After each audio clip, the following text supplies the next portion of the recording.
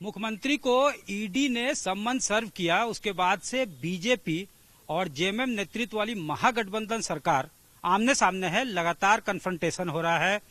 मुख्यमंत्री से solidarity express करने उनके कार्यकर्ता जो है वो पहुंचे थे कांके रोड स्थित उनके आवास। इसके अलावा हर रोज विरोध का कार्यक्रम हो रहा है। राजभवन के बाहर विरोध जताया जा रहा है कि ईडी जो है एक स्टूज के रूप में काम कर रहा है, यानी कठपुतली के रूप में सेंट्रल एजेंसीज काम कर रही है on the behest of central government, यानी सेंट्रल गवर्नमेंट के इशारों पे काम हो रहा है और अपदस्थ करने की कोशिश की जा रही है वैसे सरकारों को जहां जो स्टेट बीजेपी रूल्ड नहीं है। तो मुख्यमंत्री ने पहले भी साहबगंज में कहा था कि ईडी को लगता है कि वो बहुत सबसे पावरफुल है। राहुल को जब भेजा जा सकता है सम्मन, सोनिया को भेजा जा सकता है, तो हेमंत सोरेन चीज ही क्या है। लेकिन इस बार एक उन्होंने ट्राइबल से पंगा लिया है, मैसअप किया है ट्राइबल से, और उसका माकूल जवाब दिया जाएगा। हर रोज इस बारे में बयानबाजी हो रही है और इसको लेकर अब पूर्व मुख्यमंत्री रघुवर दास ने एक पत्र लिखा है राजभवन में, यानी राज्यपाल को, और ये कहा है कि वैसे इलाके जो सेंसिटिव जोन है वहां पे मजमा लगाया जा रहा है और अगर जरूरत पड़े तो राष्ट्रपति शासन के बारे में भी राजभवन सोचे, यानी राज्यपाल सोचे। और इस मुद्दे पे बातचीत करने के लिए हमारे साथ मौजूद हैं cabinet minister Mithilesh Thakur, JMM के नेता भी। इनसे सीधे बातचीत करते हैं। सर, रघुवर दास ने एक पत्र लिखा है राज्यपाल को कि मजमा लगाया जा रहा है, जो राज्य की शांति उसको भंग करने की कोशिश की जा रही है, उकसाने की कोशिश की जा रही है। साथ ही साथ जरूरत पड़े तो आप प्रेसिडेंट रूल यानी आर्टिकल 356 भी क्लैंप कर सकते हैं। अब तो यही दिन देखने का बाकी है कि अब एक सामान्य व्यक्ति जो पूर्व में मुख्यमंत्री भी रहे हुए हैं, आज एक सामान्य राजनेता है, अब वो भी डायरेक्ट कर रहे हैं अगर गवर्नर को, तो ये तो वास्तव में एक बड़ा ही लोकतंत्र के साथ जो इस तरह का मजाक कहा जाएगा कि वो मार्गदर्शन दे रहे हैं इस राज्य के कस्टोडियन को, महामहिम राज्यपाल महोदय को। तो ये तो निश्चित रूप से एक हास्यास्पद बयान है। क्या अधिकार नहीं है हमें, चाहे किसी भी राजनीतिक दल को अधिकार नहीं है अपनी बातें उनके माध्यम से महामहिम राष्ट्रपति तक पहुंचाने का?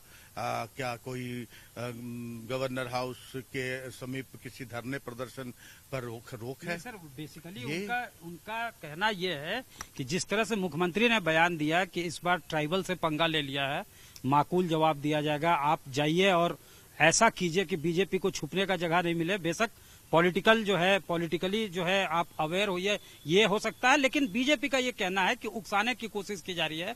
चाहे जो धरना प्रदर्शन हो रहा है उसमें जिस तरह के बयान आ रहे हैं कि पटक देंगे, मार देंगे, तोड़ देंगे, तो ये सारे बातों को उन्होंने हवाला दिया।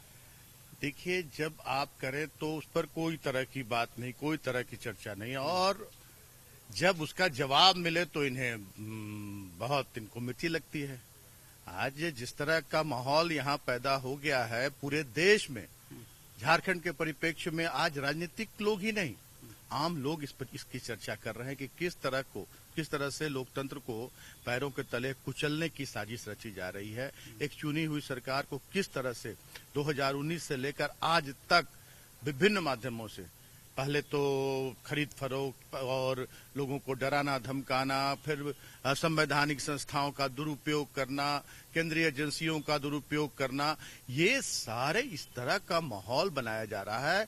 और जब इस चुनी हुई मजबूत 52 विधायकों के समर्थन वाली सरकार जब आज राजहित में काम कर रही है, राज्य की जनता को उनका हक अधिकार दिलाने का काम कर रही है, जो आज से 15 साल पहले हो जाना चाहिए था, और आज इन्हें ये नहीं पच रहा है। आज जब सरकार पहुंच रही है गांव-गांव तक, अंतिम पंक्ति के लोगों तक को उनका हक अधिकार मिल रहा है, यूनिवर्सल पेंशन मिल रहा है लोगों को, जो लोग जरूरतमंद लोगों को, सभी लोगों को सीधा है। इनका दो ही मकसद है, एक तो सरकार को काम नहीं करने दो, काम करने से सरकार लोकप्रिय हो रही है।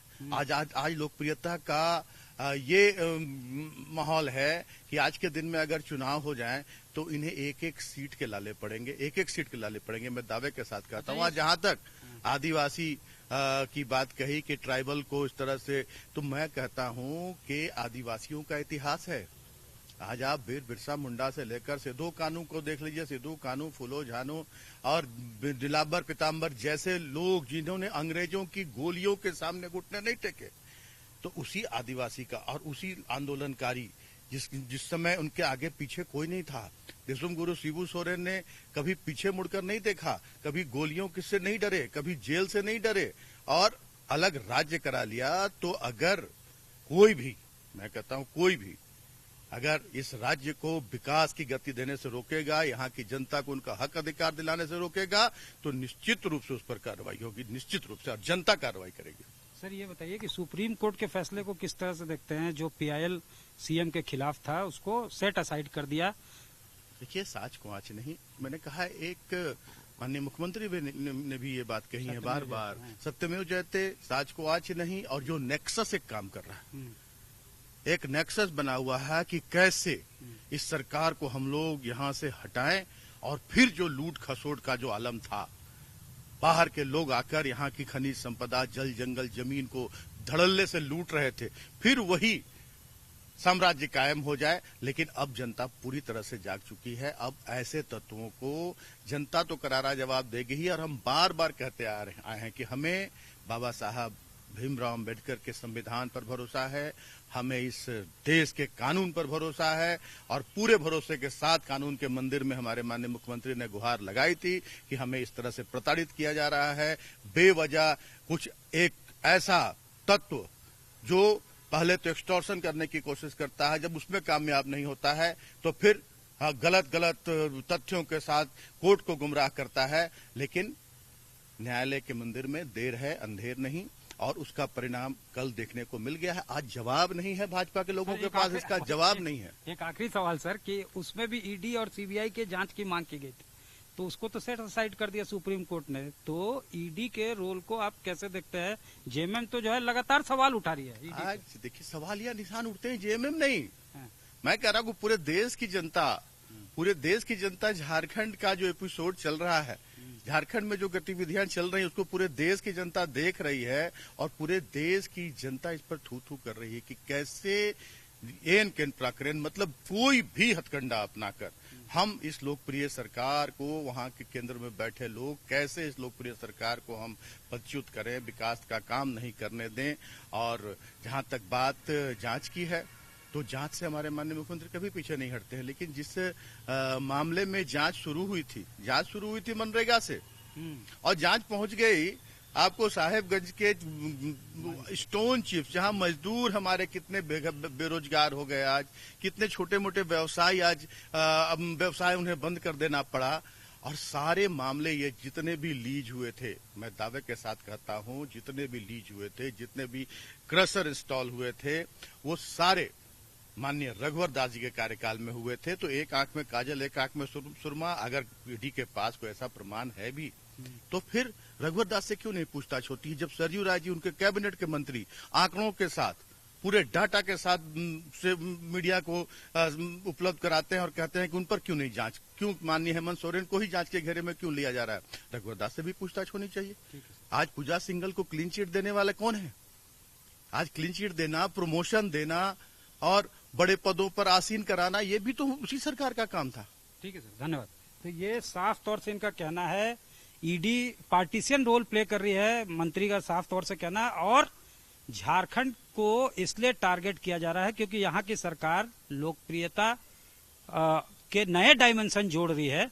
तो ऐसे सूरत में खतरा लगता है बीजेपी को। और इनका यह भी दावा है कि अभी के समय में चुनाव हो जाए तो बीजेपी को एक एक सीट के लिए संघर्ष करना पड़ेगा। तो कैसे इंटरसेप्ट किया जाए, कैसे इसे रोका जाए, इसको लेकर ये तमाम जो है साजिश को हैच किया गया है, कॉन्स्पिरेसी को हैच किया गया है, ये जेएमएम के नेता और कैबिनेट मंत्री मिथिलेश ठाकुर का मानना है। कैमरामैन राकेश तिवारी के साथ सत्यजीत कुमार, रांची आज तक।